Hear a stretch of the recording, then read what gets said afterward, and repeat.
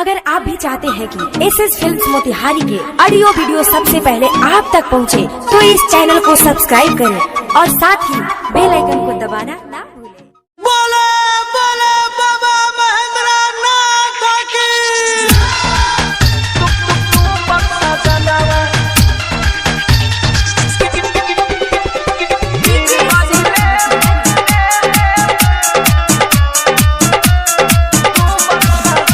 उठाई के कांवरी चल चले देवा घरे,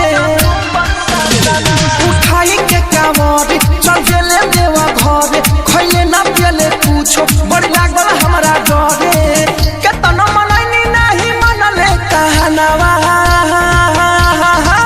लेके कांवर सखी, लेके कांवर सखी, लेके कांवर सखी गिर गइले मोरा डूमर सजनावा। लेके कांवर सखी गिर गइले मोरा पातर सजनावा। लेके कांवर सखी गिर गइले मोरा डूमर सजनावा। राजधानी रिकॉर्डिंग स्टूडियो डूमर सजनावा।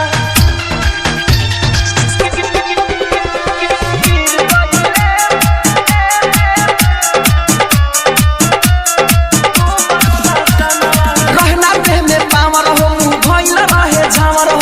जल भरी के टांगले ले संभार न आइल कांवर हो। रहना देह में पावर हो, मुँह भइल रहे झावर हो। जल भरी के टांगले ले संभार न आइल कांवर हो। मन घबराइल जब से आइल बाफनावा।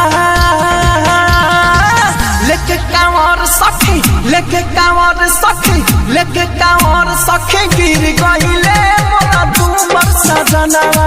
लेके कांवर सखी गिर गइले मोरा पातर सजनावा। लेके कांवर सखी गिर गइले मोरा डूमर सजनावा। डूमर सजनावा।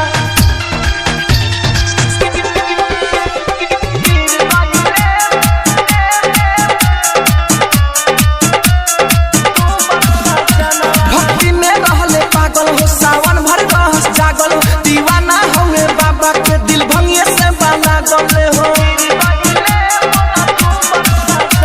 भक्ति में रहले पागल हो, सावन भर रहस जागल हो। दीवाना हुए बाबा के दिल भंगिए से बना गले हो।